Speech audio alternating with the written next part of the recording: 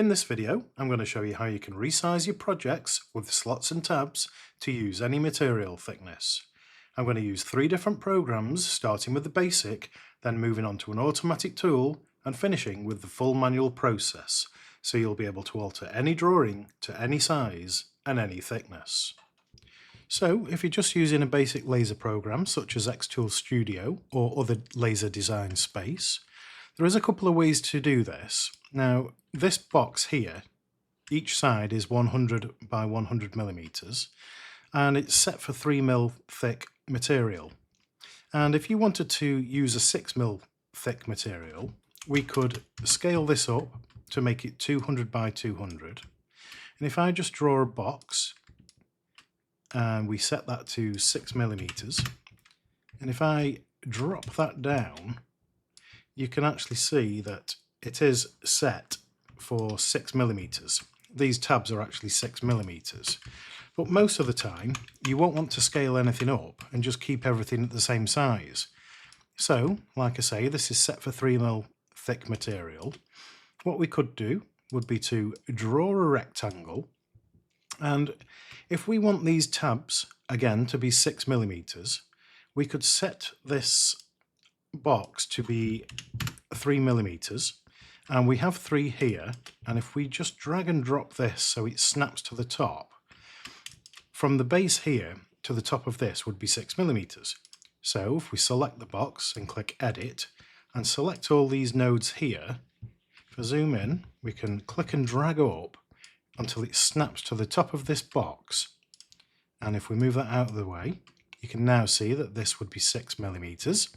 So you'd have to do that for each side of this drawing, and you'd have to do it for every single piece of this box. It's a bit of a long-winded way to do it, but you can do it. And again, if you wanted to make the tabs smaller, what I'm going to do is drag the top of this until it snaps to the top of that, and then I'm going to select the box again, click edit, and select all of these parts, these nodes, and drag down until it snaps. And we are now back to the 3mm by 3mm. And that's okay with a standard square box. But when we want to use an angled part, it becomes a little more tricky. Now for these slots here, we could do the same thing. We could uncheck this and make the width of 3 becomes 6mm, but that's moved it to one side, so we would have to select everything, then go to the alignment options and align horizontal to the center. But when we come to these tabs here, because they're on an angle, we can't simply just go to edit and select these nodes here and drag out, because you could actually skew them and they won't work properly. So what we would need to do would be to have a box and drag out to it, but because it's on an angle, it becomes more difficult. The other option would be to rotate this and have these at the bottom horizontally, but there's no snapping option here and no point to rotate from, so we can't simply just drag these down because they won't be right again. Then we have a part like this, which is a shelf, and we'd want to make the slots wider. So again, we could actually make a box and we could make this, say, 6mm wide. And we can actually snap to the side of the shelf, but there's no way of snapping inside. So it becomes really difficult. What we could do is select the shelf, click edit, and if we select these points here, we could drag over, but you're basically just eyeing it up or using the numbers to try and get somewhere near, and it's not very accurate. Next on the list is using the program Lightburn, and using this same drawing, if we just select this part here and go to Tools, it has this Resize slots in selection, and if we select that and we choose our material thickness, so again this would be for 3mm, we have slot depth, so it's picking up some slot depths, slot width, and then tab height. So it's automatically picking up these tabs because we've set the old material thickness to be 3mm. Now if we wanted to extend that, we can use this new material thickness and we could drop that up to 6mm, and when we click apply or OK, all the tabs will then be resized to 6mm. And that's great. It saves a lot of time, but it does have limitations. So if we select this one and do the same thing and go down to tab height, so this time it's not picking up these outside tabs as it's part of the body. It's only picking up the tabs that are on their own. And if we chose slot depth, it's picking up these two, but not these on the outside here. So it does have its limitations, but it can get you most of the way there. So again, what we would have to do would be to create a box, make it 6mm high, and this time we can snap to the, oops, delete that. This time we can snap to the bottom, select the box, go to the node edit, we can select these points here, and then click and drag up, holding shift to constrain that. So it would get you most of the way there. We wouldn't have to do these sides here, but we would have to do these on the bottom as well as on the top. So that's a quick and effective way of adjusting the slots and tabs. But again, it does have limitations. Now, when it comes to the angled tabs, we just need to select it and go down to resize slots and selection, make sure we're on tab height, and again, we can just apply that and that will extend the tabs out. That's brilliant. If we just undo that and do the same thing again, this time we're going to do the slot depth, but it's only selecting these inside ones. And when we come up here and down here, it's not selecting those. So if we select OK, and we then need to alter the top and the bottom, the best way to do this is to actually draw a line, holding shift, and then escape, and go back to the selection tool. And if we pick up this drawing from this point here and snap it to the start of the line, what we can do is then go to arrange and down to 2-point sided rotate and scale. So we need to pick the first point of the same point there, and then the second point, click and hold, and then drag up, and then we can snap it to the line so it's horizontal. And if we zoom in, what you can see is that it is now horizontal on that line, which is perfect. So if we just deselect, and this time I'm going to select the line and move and snap it to this point here. And if we just zoom in and go back to this object and then choose the node edit, we can click and drag this point up so it snaps holding shift. And we can click and drag this point up so it snaps. And with this one selected, we just press D on it to delete. And we can also alter the angle of this if we need to. Now going down to the bottom, we just need to do the same here. Click and drag this up, holding shift. And this time, I'm just going to hover over this point here and press I, which will insert a node. And then we just need to select this one and press D, delete. And then we just need to delete the original line. And we can also rotate this back to where it was. So that's another way of changing the tabs within Lightburn. And these here are just simply, we can just select 6 and it'll scale from the center outwards. Now here I have a slot together display stand, and I'm just going to delete most of the parts and just leave one of these shelf parts. Now again, if we wanted to alter the width of the slot here, we could try to use this and go to the slot width this time. And if we click apply and OK, what you're going to see is it has actually made it 6mm wide, but it's not altered these parts here. And if I just undo, it's because they are rounded. So again, it can get you most of the way there, but not fully. So what I'd do for this would be to draw a box and make that the width of what we need. Again, let's try 6mm. And we can select the box and drag it over till it snaps there.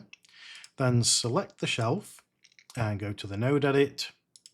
And we would just need to select all of these parts here. And if I zoom in, we can drag this node holding shift and move it over until it snaps against this box.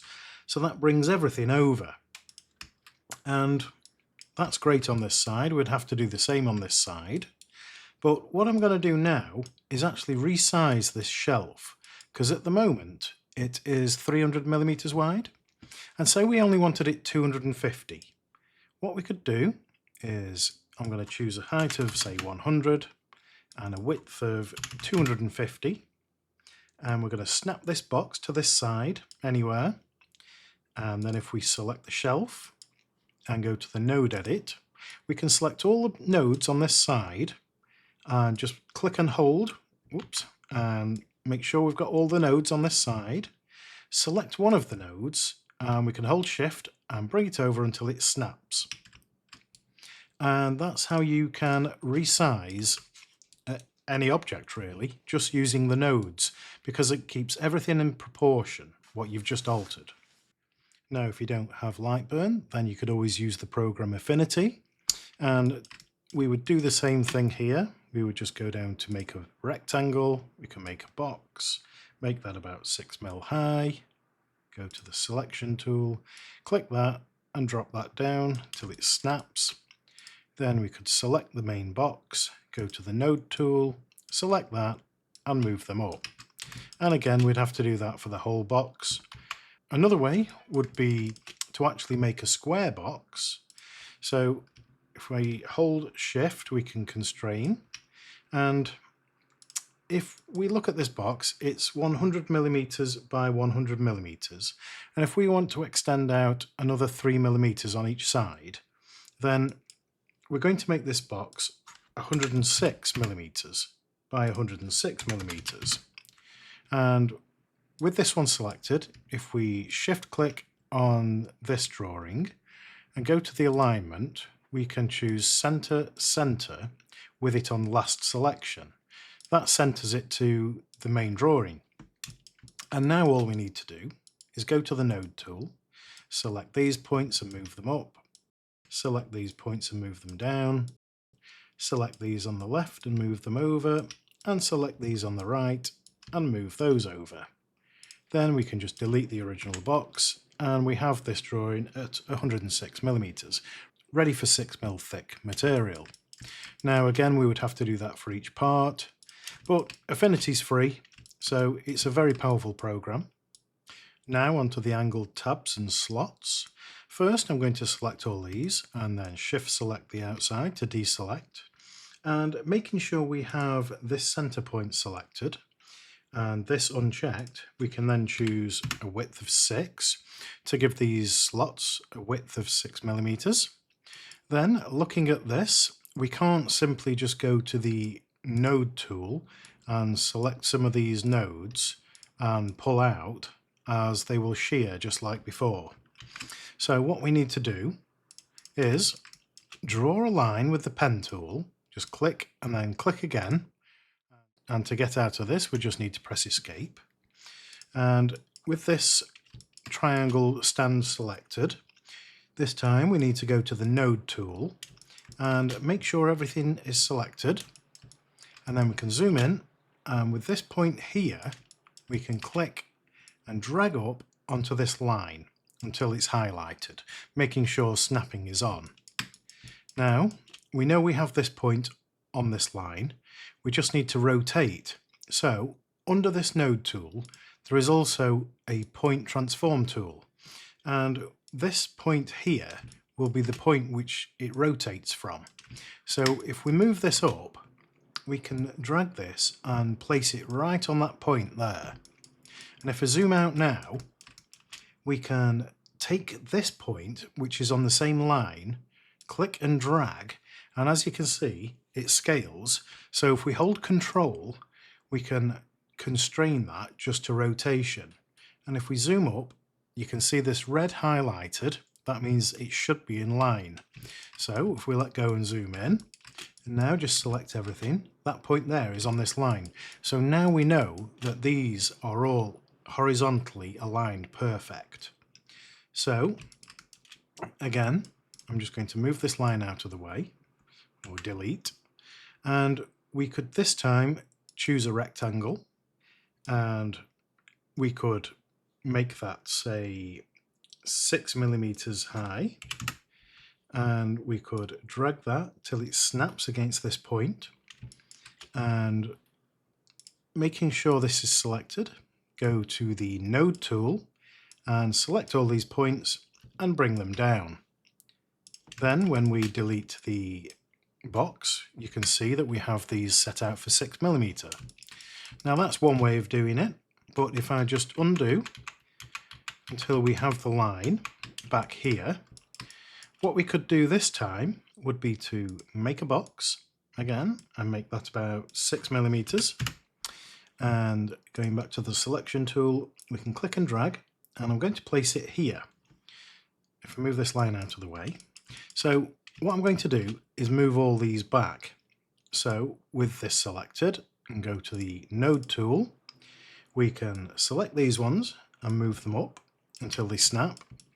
And here we just need to do the same with this one, and we can do the same with this one, and we can also alter the angle, and we can select this one and press delete. That gets rid of that. And over this side we just need to make sure we're on the node tool, click and drag this one up, and this time I'm just going to insert a node by clicking here and just making sure that's on that line, and then this one we can just delete. So if we zoom out, now we have the same as we had before, just inset. And if we rotate, we'd be back to where we were. And finally, with the shelf, I'm going to drag a rectangle and make sure that's 250mm wide. Using the selection, we can click and drag that over, and then selecting the shelf and going to the node tool, all we need to do is select all of those, select one of the points holding shift and click and drag over. And now we have this rectangle.